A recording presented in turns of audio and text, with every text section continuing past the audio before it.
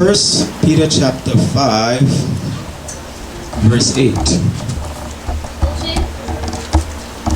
We are given counsel, right?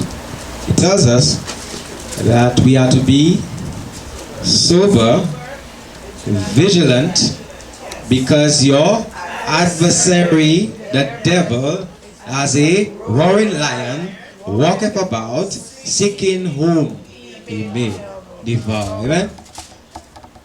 So what type of attitude should we be exerting at this time? We should be alert. We should be sober, awake as to what is happening around us, brethren.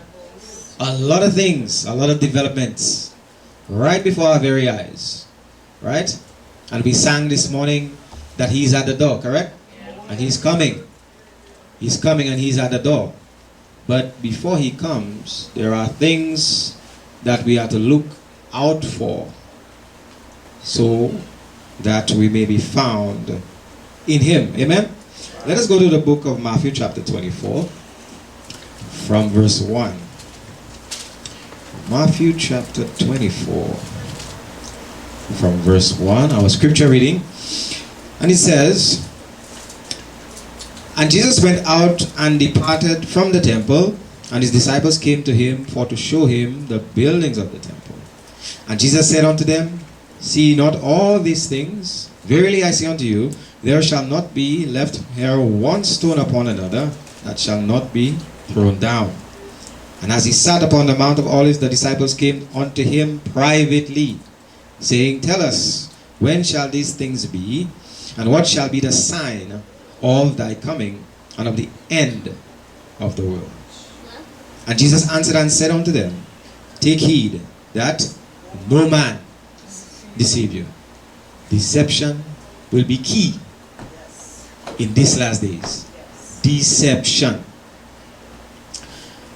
Verse 5, For many shall come in my name, saying, I am Christ, and shall deceive many. And ye shall hear of wars and rumors of wars. See that ye be not troubled, for all these things must come to pass. But the end is not yet. For nation shall rise against nation, and kingdom against kingdom. And there shall be famines and pestilences and earthquakes in diverse places. All these are the beginning of sorrows. Nation shall rise against nation, kingdom against kingdom. Are we witnessing this very thing before our very eyes? What do we see in the news? Invasion of Ukraine. So this tells us, that's right. So now China with Taiwan, and then now who is in the middle of it? The US. Right? They seem to be, well, on the surface it looks like they are the peacemakers. Right? But you don't make war, or you don't make peace with weapons of warfare. These carnal weapons of warfare. Right? You make peace with the Spirit of Christ. Not by supplying carnal weapons to fight back, a spirit of retaliation. That is not the Spirit of Christ. So our emphasis here is will be the pestilences, right? So like we spoke about this morning, we have gotten past this pestilence 19, right? So we are not to get comfortable and think, well, you know, everything is already okay. We have made it. No. That's right. Everything is not yet okay. We have not made it into the land of promises yet. So we are called to be vigilant and watchful. Now there, right, at this point in time, we have another pestilence that has revealed itself, right? And we see the numbers rising, right? We see the numbers rising, right? We see a lot of vaccination and boosters and all these different things going on, but yet still we see disease is still prevalent. So something is not adding up, right? Something is not adding up. Let us look at what is taking place around us. Now, if you thought with the receding COVID-19 numbers in several parts of the world, the threat to your health might be over, then here's something you need to pay attention to. It is now, unfortunately, monkeypox that is troubling the European countries, along with the US and Australia. And with that, the viral infection has raised an alarm around the world. The map on your screen showing almost a dozen countries that have reported confirmed cases of monkeypox, including European countries like Spain, Portugal, Italy, France, Belgium and Germany. And apart from Europe, the United States, Canada and Australia are some of the other countries that have reported confirmed monkeypox cases. Let us now understand what exactly is monkeypox. To what extent should we be concerned? Monkeypox is a viral infection similar to smallpox. Its origin dating back to 1970. As the name suggests, the disease first emerged in monkeys kept for research in the late 1950s. You can catch the infection if an infected animal bites you, or by touching an infected animal. It is usually spread by rodents like rats, mice, squirrels. Experts have also observed that monkeypox can be transmitted through sexual contact.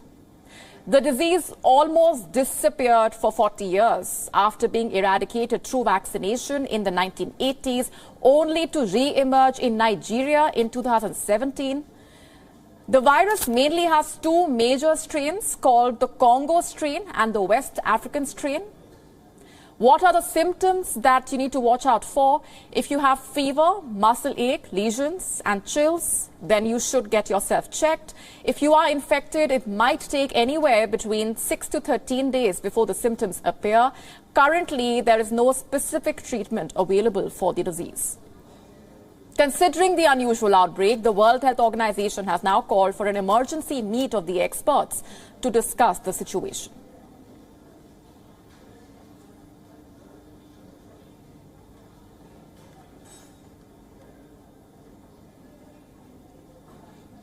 And with us on the broadcast this minute is Dr. Angelique Coetzee from Pretoria in South Africa. She is an advisory board member of the Solidarity Doctors Network. Angelique, thanks very much for being here with us. If you can help us better understand how the infection spreads among human beings, to what extent should we be concerned? What do we know so far about human-to-human transmission of the monkeypox infection? Thank you so much for asking. And good afternoon to each and everyone listening in. So again, it's a virus infection. It seems as if it is the past 2 years of viruses. So this is another virus infection. And as you correctly said, there's two strains, but it seems that the mildest strain, the West strain, is the West African strain is currently driving the numbers, which is not really very much high currently. And in the past few years, we also have never seen a huge number of people infected with this virus when there was a sort of an outbreak. So it's not on the same level than we see with the corona family. So please, there's actually not a reason for any panic at this stage. What is, however, extremely important is to understand, as you have mentioned, the symptoms so that people can go and get help from their health practitioners, is also to alert the doctors to look out for these symptoms. And again, I think the how to differentiate between Omicron or your flu viruses, because the initial picture is more or less the same, is the fact that there are lesions, vesicles or pustules in your face, mostly hands and feet. So that's how you sort of say, okay, yeah, this is not flu, this is not one of the COVID diseases, it is something else that you then need to check. But what is important to understand is this is mostly now a disease of the younger people. Of course, most of the people 50 and older have been vaccinated against smallpox. And smallpox has been eradicated and therefore there's no vaccination anymore. And part of that vaccine program for our late or older patients or people with that it would protect you against monkeypox. So we will see this more predominantly around the younger people. Also important to understand is that, yes, there is a fatality rate, although the West African strain is less than 1% and the other strain is 10%. But all in all, the case fatality rate is around about 3 to 6% in the general population. And as I've said, we've never really experienced severe cases or case numbers in Africa where it originated. So what do people need to do? People need to take responsibility for how they interact with wild animals, especially those who are sick or dead, including their meat. You have to make sure that if you eat rodent meat or any meat from non-human primates, right, please make sure it's well cooked. Very important. Dr. Angeli, thanks very much for joining us on the broadcast with those perspectives and helping us better understand the spread. They have declared it, public health emergency. Now, I heard it, somebody said fear-mongering, right? So we see fear-mongering, right? And many are puzzled as to where these things are coming from. People are puzzled, Yes. And especially if we don't have a relationship with Christ, you will be scared. You will be scared. And as we saw with the Pestilence 19, churches were closed. So are we expecting to see our churches closed down again? Yes. Why? Fear. Fear again. Fear? But aren't the churches supposed to be, aren't we supposed to be the disciples of Christ? Did Christ shrink back from disease when he walked the earth? No, sir. Did the disciples run away? So why are our churches being closed? Or why will they close due to these pestilences? Why? They don't have the power. Now, people are puzzled as to where this thing is coming from. They chose monkeypox. Monkeypox. And they're saying that the first attack was going to be on May the 15th, 2022. Or they were doing it retrospectively, so it was on May the 15th, 2022. And they're calling it an attack because they're saying it's a bio attack. So we are now actually at May the 20th, 2022. Now you get the idea, right? Now, if you have been warned, right? Why would you get yourself caught up in this thing? They already have the numbers. What should you and I be doing then? Warning the people. Huh? Warn the people of this deceit. Not only one, but we have to. Of ourselves. Exactly. We don't only have to preach, but we have to prepare. Noah was warned of a flood, correct? He didn't only stand there for 120 years and just preach a flood is coming and didn't do anything, right? He built an ark. So we too, we have to build. We have to build our ark. We have to prepare ourselves. So that's why we are counseled, brethren, to understand this disease, understand diseases, understand how to keep yourself from contracting these things, right? So we're going to look at this monkeypox to understand, to try to understand what it is, right? But if they say it is vaccinated resistant, Okay. Okay. Why Okay. Why are you getting vaccinated now? Ask them that. People got to understand that for themselves. Ask them that, my brother. Vaccine resistance. So what is it? Monkeypox is a rare disease that is caused by infection, right, with the monkeypox virus. Monkeypox virus belongs to the orthopox virus genus, in the family of the Poxviridae, right? So we see it also includes the viruses which called smallpox. Vaccinia virus used in the smallpox vaccine or cowpox, right? So it is similar to smallpox, but it is not, right? It is not. Now, for some reason, every time you look for photos of this thing, you see black people. You see black people. I don't know why, but you see black people. I don't know. All right, so this monkeypox was first discovered in 1958, according to what they're saying, when 2 outbreaks of pox-like disease occurred in the colonies of monkeys kept for research.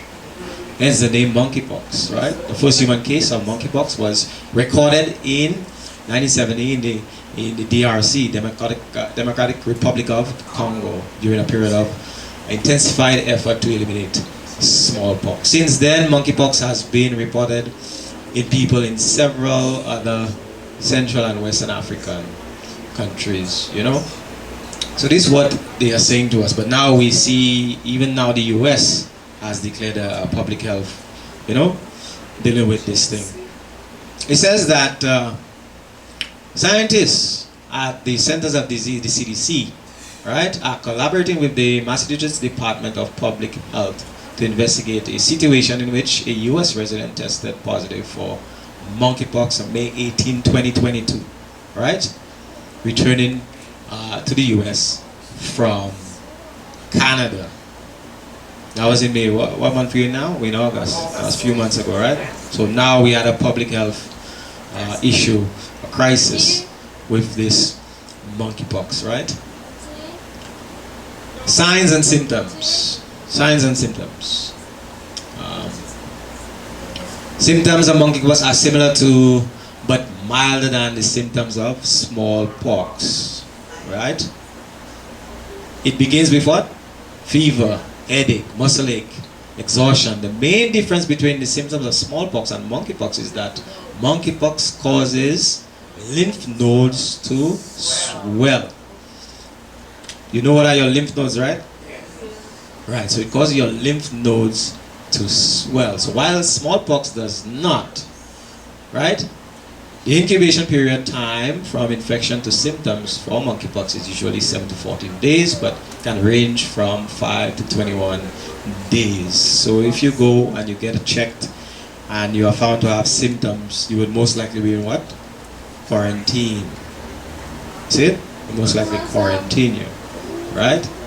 So fever, headache, muscle ache, back pain, swollen lymph nodes, chills, exhaustion. So we understand that the importance of medical missionary, the work of the medical missionary work. Yes. You see where it comes in? To deal with issues like this, right? To deal with issues like this. And already people are scared. I went to pay a bill sometime last week, and I gave the young lady cash, and she's like, "No, I'm not touching." I'm not. She went, got up of her seat, went to the drawer, took some gloves to take the cash from me. See that? You see the spirit of the world? Now, should that be the spirit of God's people, though?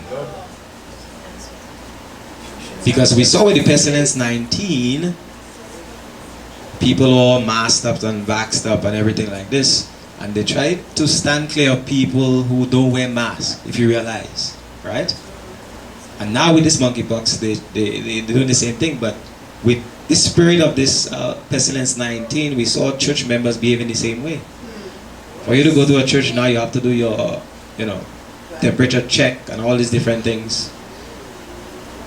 God's people should not have that type of spirit, right? We should not exercise that. So within 1 to 3 days, sometimes longer, after the appearance of fever, the patient develops a rash, often beginning on the face, spreading to other parts of the body, right? Lesions progress through the following stages before falling off.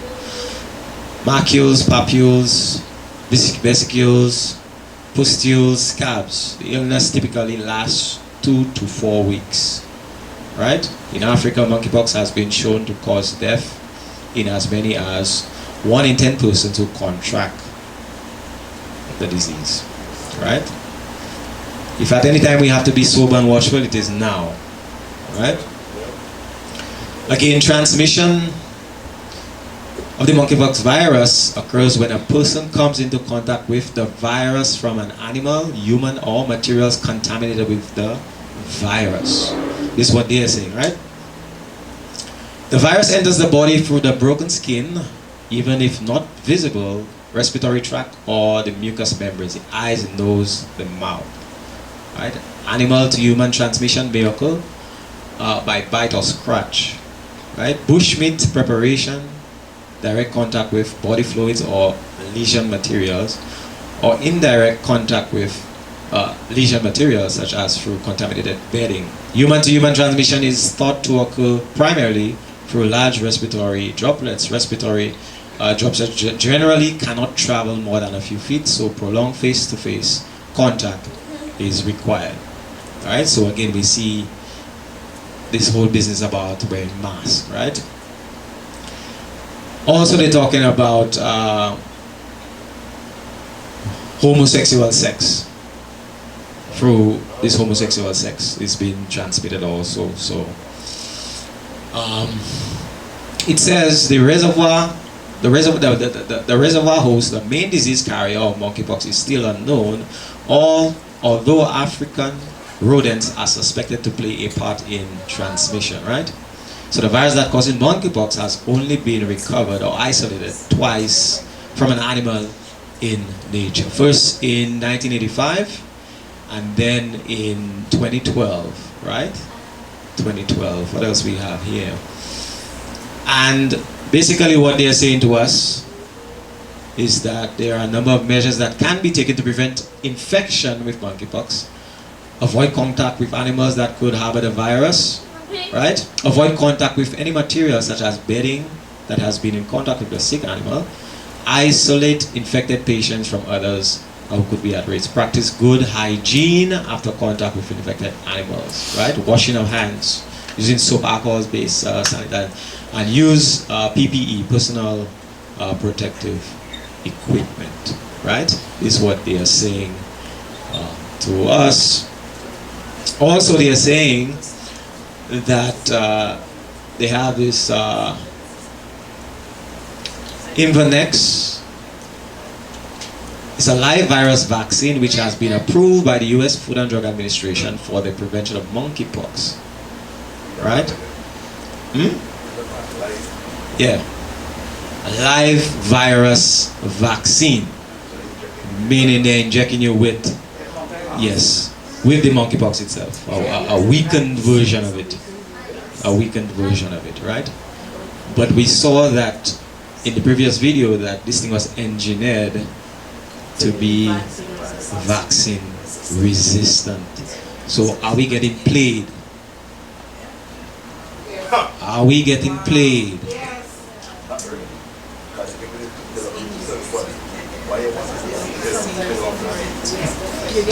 It's false. It's false hope.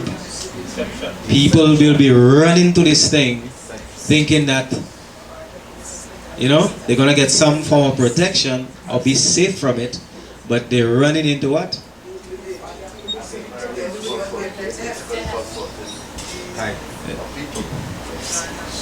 You see, Satan is described as the god of this world, you know, the prince of this world. And we just go about our business thinking, you know, he'll just lay back and let us live in peace and everything will be nice and sweet. His aim is to destroy, to completely destroy the image of God on this planet. That is his number one aim, to destroy. And he's using men and women to do his work.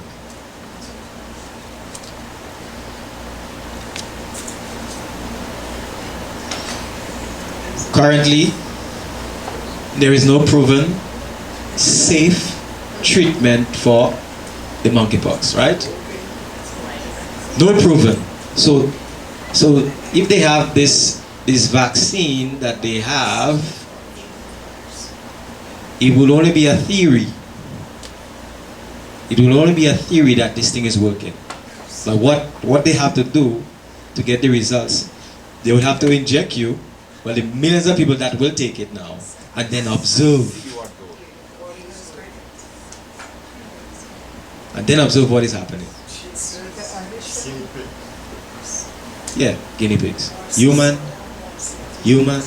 guinea pigs. That's why we are called to be sober, watchful. This is serious stuff. There is one thing to die, but it's another thing to die without Christ.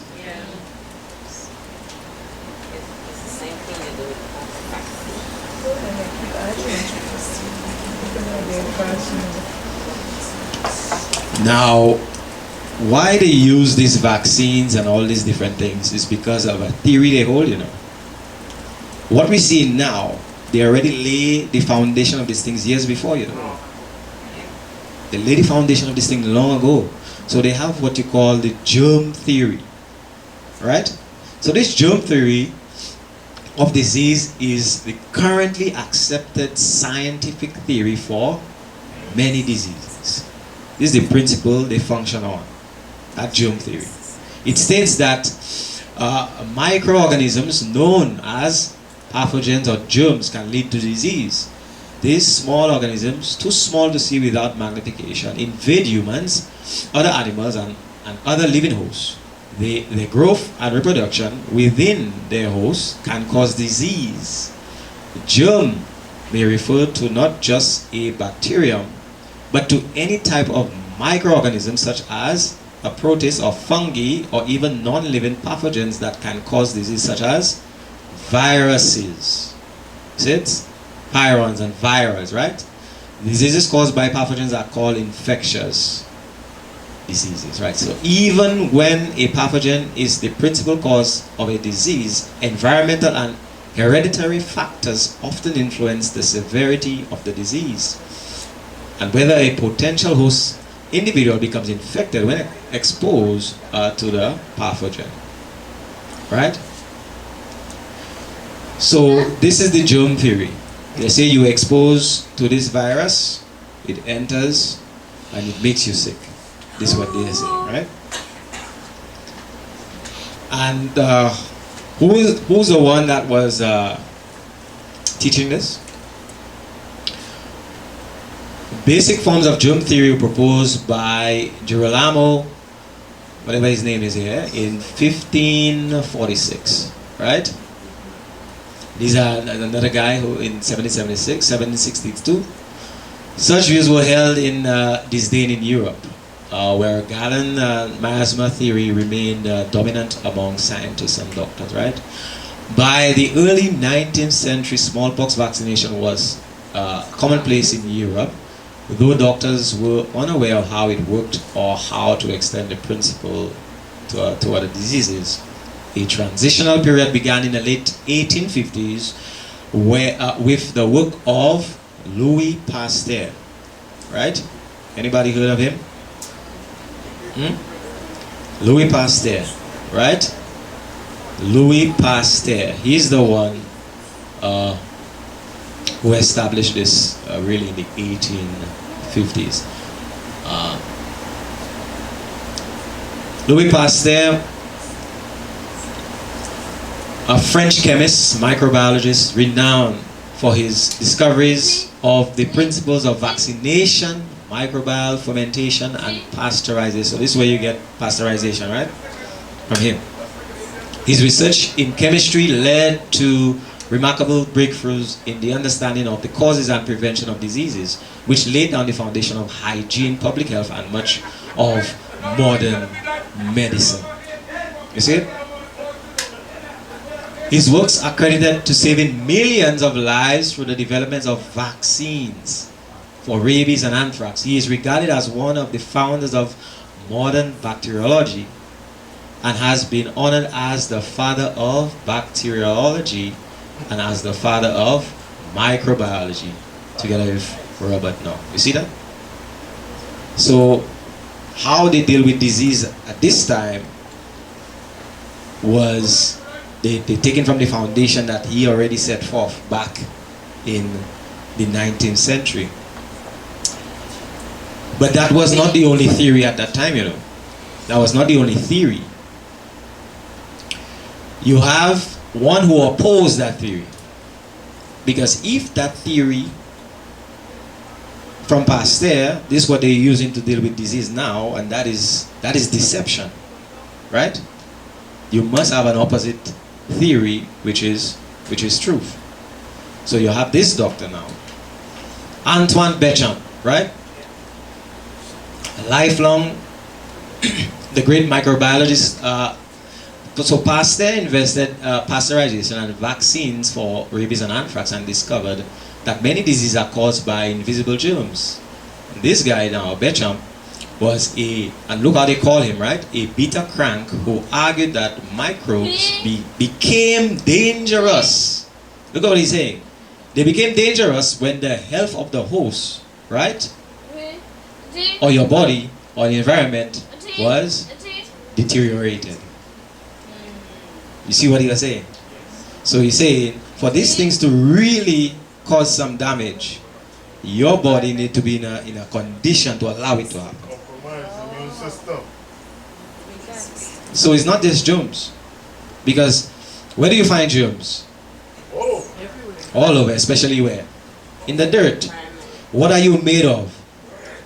Dust thou art. Dust thou art. Germs play a role in keeping you alive, you know. You know that? They play a role in keeping you alive. They play a role in keeping you alive. So he's saying that your body, and hear what they're saying about this guy now, because they have to fight down the truth to uphold the error, correct? So they're saying Béchamp was comprehensively wrong. Pasteur's germ theory of disease, which describes how sicknesses are caused by bacterial infections as well as by viruses that invade our cells, or else by genetics, aging, and accidents, is supported by evolutionary theory and all of the observations of modern medicine. Today, Béchamp is invoked only by anti-vaxxers and disciples of alternative medicine who believe that food is what? Food is medicine. You see that? So they have to fight down the truth. They have to fight down the truth to uphold the error. Huh? That's right. So these two theories, right? These two theories. The germ theory states that there are fixed external germs which invade the body and are direct cause of a variety of separate definable diseases. If you truly want to get well, you need to kill whatever germ made you sick and do whatever possible to make sure that you never allow a microbe to enter your body in the first place, right? With this theory comes Western medicine. See that? Western medicine and its tools and technology that treat the symptoms of an unfriendly microbe rooting itself in the internal environment through things such as drugs, surgery, radiation, and what? Chemotherapy. So this way all these things, this is where they take all these things because of that theory, germ theory. And that's why when you use things like radiation and chemotherapy, they don't only kill what they're trying to kill, you know. They kill your good cells. But if you're fighting cancer, think logically, you're fighting cancer, something is killing you. And you're introducing a substance to kill the cancer, but yet it is killing your good cells also. What does that say? How can your body truly fight if they are killing your good cells?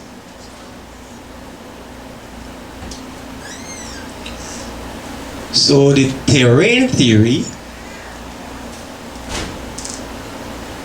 he says he believed that the terrain or internal environment determine our state of health. When the body is functioning in homeostasis and immunity and detoxification is operating well, right? He claimed there was a healthy terrain which could handle various pathogenic microorganisms that inevitably are thrown its way, right? So in essence, he believed the equality of the terrain and the elements it faced determined an individual's susceptibility to disease, right? He says that Benjamin and his successors proved that germs are not the actual root cause of sickness or disease. You see it? They proved that, right? In reality, it is a what? A weak terrain that is the root cause of sickness and disease. So if you violate in God's law, what happens then? You're preparing your body to receive these things. You see it? You're preparing your body to receive these things. A weak terrain is naturally more vulnerable to germs, so it needs to be built up through maximizing our what? Nutritional status. The flesh pots, brethren. The flesh pots is preparing our bodies to receive these things. If we partaking of these flesh foods, we are preparing ourselves to get infected with these things. Minimizing our toxicity status, that is detoxification. Sister Golden spoke about detoxification a couple of weeks ago, right? We need to detox from bad energy, right? Both within and without, yes? Yes. Maintaining proper energetic electrical balance. You know the body is electrical, correct? Yes. And you know that we need to be grounded. Mm-hmm. One of the causes of not being grounded properly is insomnia, you know that? So what the doctors might do when you go to the doctor, you suffer with insomnia, what he does? Tell you to remove your shoes, go walk in the grass. Ground yourself. We in the concrete jungle, we always have shoes on our feet. We not touching any earth. Yes. The body is electrical. Right? So look at this. Councils of the church. As religious aggression subverts the liberties of our nation, those who would stand for freedom of conscience will be placed in unfavorable positions. For their own sake. For whose sake? They should, while they have what? Opportunity, to become intelligent in regard to disease and its causes and what? Prevention and cure. And those who do this will find a field of labor anywhere. We are given the counsel. Understand how these things work. Understand. So there will be suffering ones, plenty of them, who will need help, not only among those of our own faith, but largely among those who know not the truth. And you know that's how some people will receive the truth. By you ministering to them. That's how some will receive it. So we are called to be intelligent on how to deal with these things. The distinction between prevention and cure has not been made sufficiently important. Teach the people that it is better to know how to keep well than how to cure. Prevention is better than cure. Right? Our physicians should be wise educators, warning all against self-indulgence, showing that abstinence from the things that God has prohibited is the only way to prevent ruin of body and mind. The Bible is our manual. The Bible is our manual.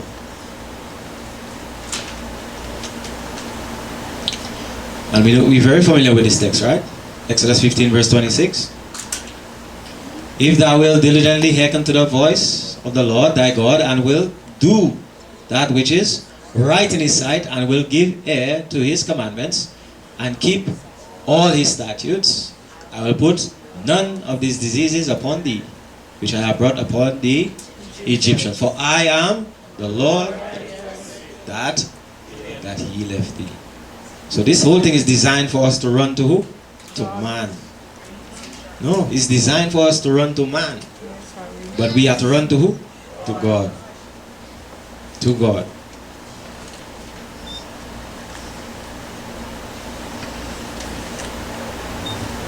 The creator of man has arranged the living machinery of our bodies. Every function is wonderfully and wisely made. God has pledged himself to keep this human machinery in healthful action if the human agent will obey.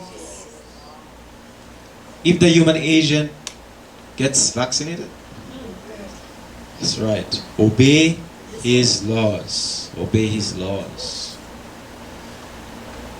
Every law governing the human machinery is to be considered just as truly divine in origin, in character, and in importance as the Word of God. Every careless, inattentive action, any abuse put upon the Lord's wonderful mechanism by disregarding his specified laws in the human habitation is a what? Is a violation of what?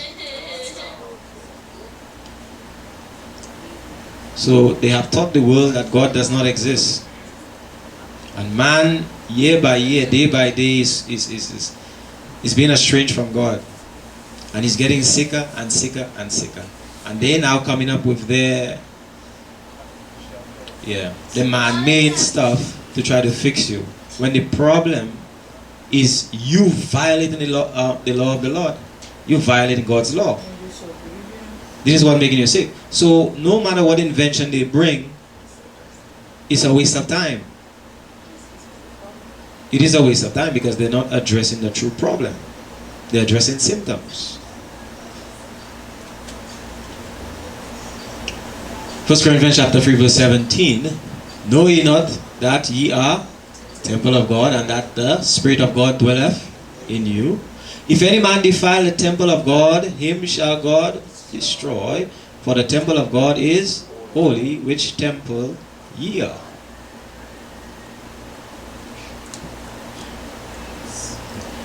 So, if we see people catching these diseases, we understand that they are violating God's law. Some portion of it, somewhere they are violating, they are going wrong, and they are getting sick. And they are running to these institutions to get these boosters and all these different things to no avail. To no avail. So this is a little bit about the lymphatic.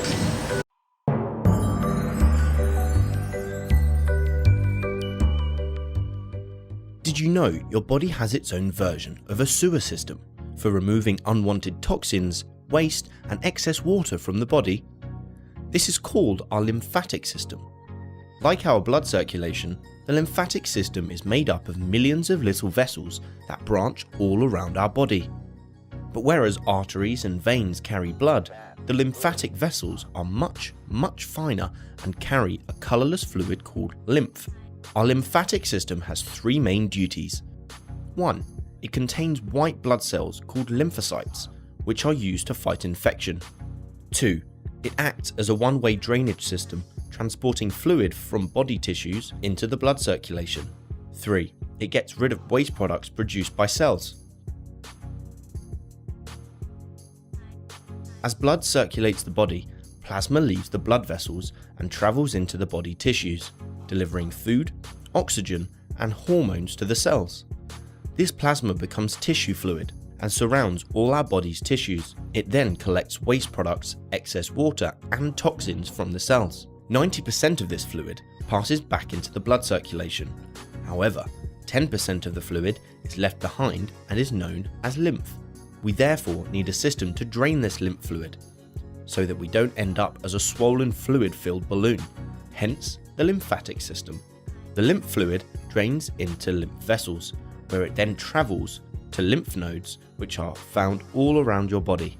To stop backflow, the lymph vessels have one-way valves and muscular walls that contract to force the lymph forward. This is happening in millions of little lymphatic vessels in your body every minute of every day. The lymph nodes filter the lymph, destroying or trapping anything harmful. The lymph nodes contain white blood cells called lymphocytes, which attack and break down bacteria, viruses, damaged cells or cancer cells. This filtering and destroying is an important part of our immune system and stops nasty substances being fed back into our bloodstream, which would make us sick. The waste products and destroyed bacteria are then carried in the lymph fluid through larger lymph vessels up to your neck, where the thoracic duct empties the lymph back into the blood circulation. The bloodstream then removes the waste products from the body as it does with other waste. As well as the lymph fluid, our lymphatic system also includes a few organs: the spleen, thymus, tonsils, and adenoids. They all have roles in helping our body fight off infections.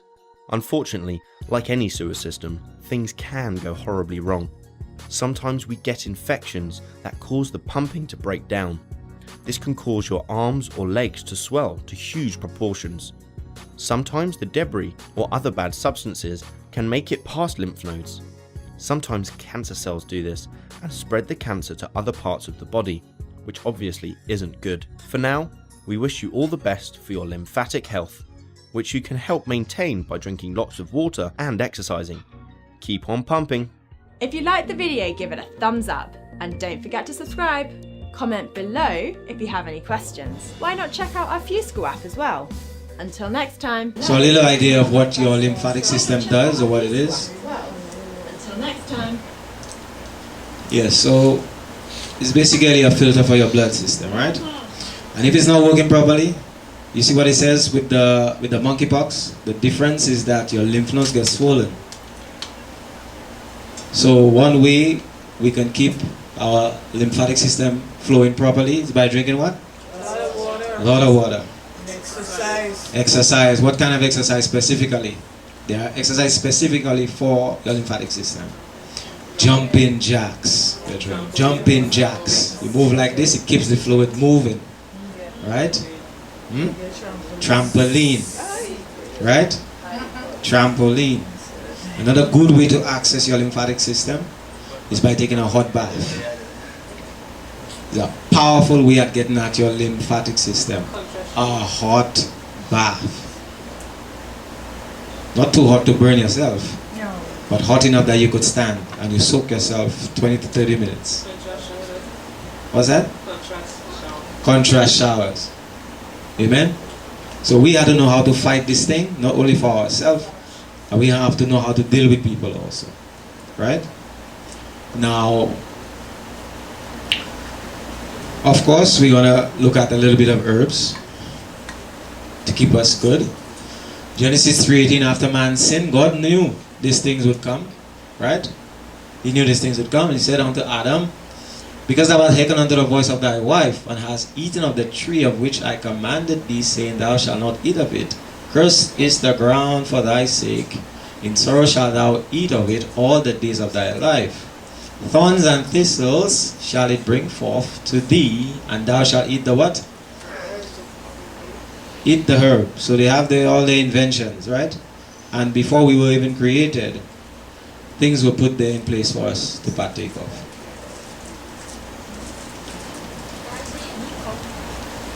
First herb, burdock root.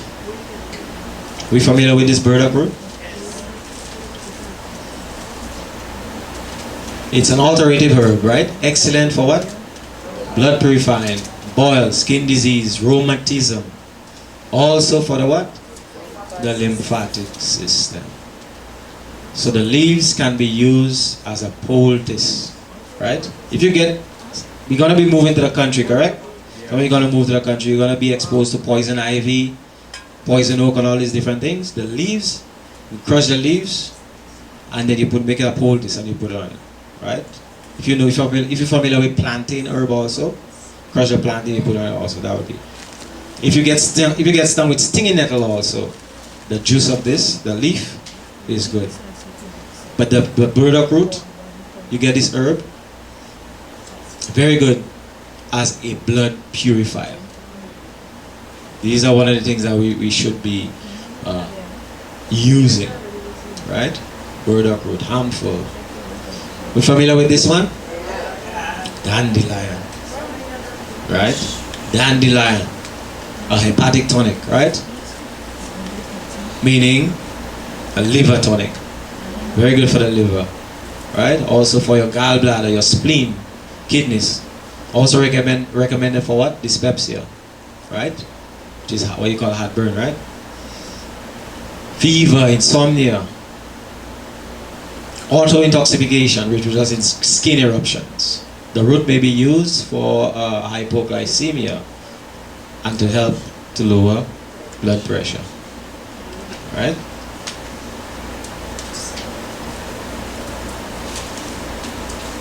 What else we have? Familiar with this one? Echinacea. This one is a powerful antiviral herb. Yes. And it is excellent for your lymphatic system also. This one will not only help you fight infection, but it will clean your blood. It will keep you against snake bite and poison and all these different things. Echinacea, very good, very good herb. What else we have? Cleavers, right? Can be used as a diuretic, alterative tonic herb, excellent for the lymphatic system and also for bladder, for cancer, for dropsy. Right? Cleavers, excellent for the lymphatic system.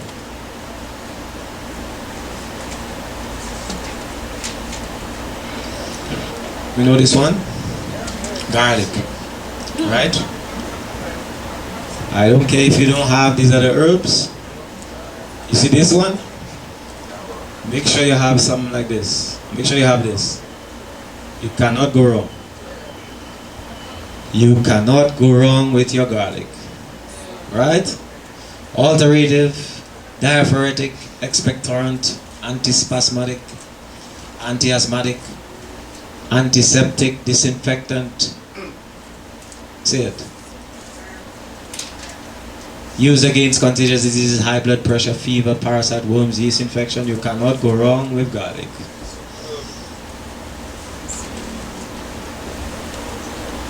Ginger is also good also. Ginger will help you. Ginger is like a diaphoretic. It will hit you up and make you sweat. Excellent. Anytime you can get yourself to sweat, it's good for your lymphatics. We have oregano, right? Oregano, high in antioxidants, may help fight off bacteria, viruses, right? To potentially reduce the growth of cancer cells and help alleviate inflammation. If you could get your hands on these oils, this is the pure oregano oil. Pure oil. It's not mixed. This brand is not mixed with anything. This will kill viruses, whatever. You can even use it topically, but it has a very strong smell. Right? But it's very powerful. Very powerful stuff to have. This thing will kill.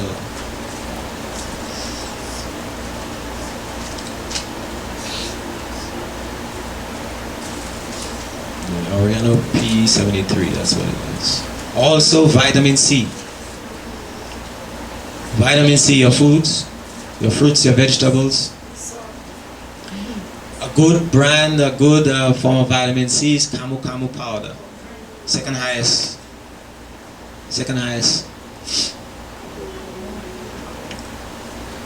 Camu Camu. Now they say with the vitamin C, they say the highest amount that you could take is about 2,000 milligrams. This is what they say. But first of all, you cannot overdose on vitamin C. That's right. So you will have diarrhea. If you take too much, you will have diarrhea. But new start. What we have? Nutrition, exercise, water, sunlight, temperance, air, rest, trust in divine power. Reform, continual reform must be kept before the people. And by our example, we must enforce by our example. We must enforce. We cannot be saying this thing and not be practicing it. We cannot speak about upholding God's law and violating the laws of health. We cannot. So this thing starts with us. Correct? It starts with us. True religion and the laws of health go what? Hand in hand. It is impossible to work for the salvation of men and women without presenting to them the need of breaking away from sinful gratifications, which destroy the health, debase the soul, and prevent divine truth from impressing the mind. So men and women must be taught to take a careful review of every habit and every practice, and at once put away those things that cause an unhealthy condition of the body, and thus cast a dark shadow over the mind. You see that? By upholding God's law of health, that is how we're going to begin to get the victory over this situation that we're dealing with. Those who act as teachers are to be intelligent in the regard to disease and its causes, understanding that every action of the human agent should be in perfect harmony with the laws of life. The light God has given on health reform is for our salvation and the salvation of the world. Men and women should be informed in regard to the human habitation, fitted up by our Creator as His dwelling place, and over which He desires us to be faithful stewards. For ye are the temple of the living God, as God has said, I will dwell in them, and I will walk in them, and I will be their God, and they shall be my people. God cannot dwell in this body temple if we are destroying it. These pestilences are on the rise, and this monkeypox may not be the last one. It may not be the last one. Yes, there's probably more, because there's anthrax, there's Ebola, there's a lot of other things that is going to be unleashed. But yeah, polio and all these different things. And we have to be vigilant and watchful and prepare ourselves, and the only way we can prepare is by abiding by God's law of health, law of life, law of love. We cannot be walking around with hate in us either. Yeah, cannot be walking around with, as God's chosen people, we cannot be walking around with anger in us. All these limit your ability. Yes, it limits your ability to be cured from any infection.